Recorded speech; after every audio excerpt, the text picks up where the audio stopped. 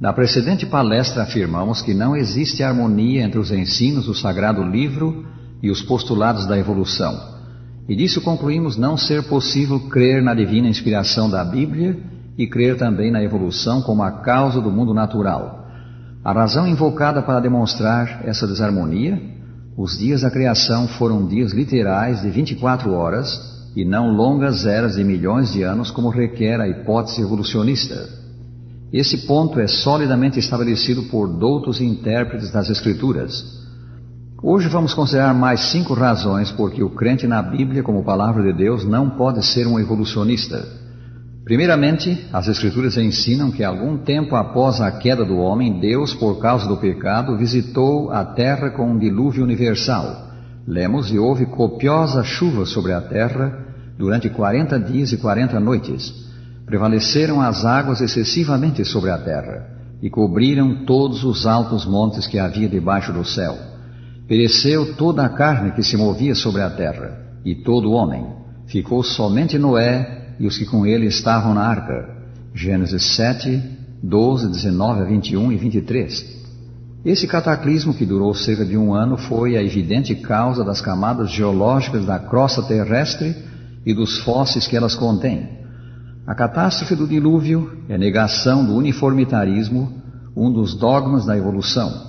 Segundo essa teoria, a ação das forças naturais foi sempre uniforme, foi sempre como é agora. Não é possível crer num cataclismo da magnitude do dilúvio universal relatado pelas Escrituras e ao mesmo tempo crer na evolução. Segunda razão: o Senhor Jesus Cristo aceitou o relatório dos primeiros capítulos do Gênesis como narração histórica, de sentido literal, não alegórico. Qualquer das várias modalidades de evolução mantém que o homem evoluiu dos animais. Em plena consonância com o Gênesis, Jesus disse, falando de Adão e Eva: não tendes lido que o Criador desde o princípio os fez homem e mulher? São Mateus 19, 4 e 5. Para o Salvador, Deus não se limitou a criar bolhas monocelulares, deixando a evolução desenvolvê-las até chegarem ao homem. Ele os fez homem e mulher desde o princípio. Jesus falou também do dilúvio como sendo fato histórico. Lê de São Mateus 24, 37 a 39. O apóstolo São Pedro igualmente referiu-se ao dilúvio e declarou que por meio dele veio a perecer o mundo daquele tempo. Segundo São Pedro 3, 6. Terceira, criar mediante evolução seria um método cruel, contrário ao caráter de Deus. A essência da evolução pela seleção natural, segundo Darwin, é a ideia da sobrevivência do mais capaz, pela qual, na luta pela existência, os mais fortes eliminam os mais fracos. Isto contradiz a doutrina bíblica do amor, do sacrifício abnegado. O Deus da Bíblia é um Deus de ordem e de graça, não um Deus de confusão e crueldade. É fato que a natureza agora exibe crueldade, um animal destruindo o outro. E o que é pior, os próprios homens destruindo-se uns aos outros. Mas a princípio não foi assim. A crueldade, a morte vieram após a entrada do pecado. Quarta, a ética evolucionista é uma negação frontal da ética pregada por Cristo. Amor até para com os inimigos, não resistência ao perverso, perdão para com o que nos ofende são ensinos do mestre Galileu. O oposto disto é o que ensinam os apóstolos da evolução. Sir Arthur Keith, um dos maiores evolucionistas da atualidade, tratando das guerras no seu livro Evolução e Ética, diz: a lei da evolução, tal como formulada por Darwin, provê uma explicação para as guerras entre as nações, a única explicação razoável de mim conhecida. Os caminhos da evolução nacional, diz ele mais, tanto no passado como no presente, são cruéis, brutais, implacáveis, sem misericórdia. Sir Keith conclui: a lei de Cristo é incompatível com a lei da evolução, tanto quanto essa lei da evolução se demonstrou até aqui.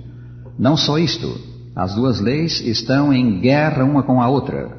A lei de Cristo, e ainda ele que o afirma, não poderá jamais prevalecer até que a lei da evolução seja destruída.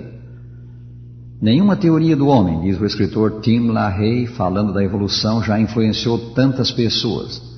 Aceitando o homem como um animal, os seus advogados endossam um comportamento animalesco, tal como amor livre, ética de situação, drogas, divórcio, aborto e uma hóstia de outras ideias que contribuem para a presente futilidade e desespero do homem. Jesus ensinou: pelos seus frutos os conhecereis. Não pode a árvore boa produzir frutos maus, nem a árvore má produzir frutos bons. São Mateus 7, 16 e 18. A evolução e o cristianismo são filosofias diametralmente opostas. Quinta e última, a teoria da evolução implica negação da queda do homem. Segundo seus advogados, a evolução é um princípio básico de contínuo desenvolvimento, de crescente ordem e complexidade em todo o universo. Se há contínuo desenvolvimento, contínuo aperfeiçoamento, segue-se que não houve queda. Na verdade, a ideia de queda moral e espiritual colide com o postulado central da evolução. Se não houve queda, a lei do pecado não está no homem e ele não necessita de Salvador. Assim é negado um dos ensinos fundamentais das Escrituras. O Sagrado Livro diz que Deus fez o homem reto, mas ele se meteu em muitas astúcias. Eclesiastes 7, 29.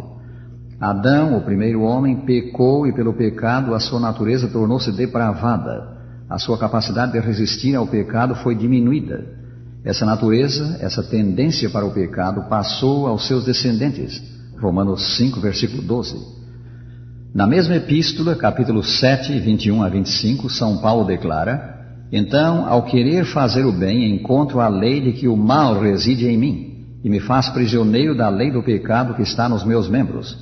Sentindo a força dessa lei do pecado que leva à prática do mal, que arruína, exatamente o oposto do que pretende a evolução, ele exclama: desventurado homem que sou, quem me livrará do corpo desta morte? Mas logo após o apóstolo aponta ao remédio para o mal do pecado, a esperança de reintegração na posição de filho que podem ter quantos se acham no pecado. Graças a Deus, diz ele, por Jesus Cristo nosso Senhor. Cristo, a união com ele mediante a fé, constitui o meio pelo qual nos livramos da lei do pecado que degrada, e somos postos sob a lei do Espírito de vida, que eleva, santifica e aperfeiçoa. E não há salvação em nenhum outro, declarou São Pedro, porque abaixo do céu não existe nenhum outro nome dado entre os homens, pelo qual importa que sejamos salvos. Atos 4, versículo 12. Cristo é o agente do céu para restaurar em nós a imagem perdida de Deus. E assim, meus amigos, as razões que enumeramos tornam claro que não existe harmonia entre os postulados da evolução e os ensinos da Bíblia, do que concluímos que o crente nas Escrituras, como livro inspirado por Deus, não pode ao mesmo tempo ser um evolucionista. Na próxima palestra discorreremos sobre o tema a evolução e a criação em face da ciência, e responderemos à pergunta: qual desses dois modelos é mais científico? Não esqueça, pois, o prezado ouvinte, de que na próxima palestra consideraremos a teoria da evolução do ponto de vista da ciência. Procuraremos estabelecer qual dos dois modelos é mais científico, se o da evolução ou o da criação. Convide os seus amigos para ouvir esta palestra, a ser transmitida por esta emissora na semana que vem, neste mesmo dia e hora, ou no tempo indicado ao findar este programa.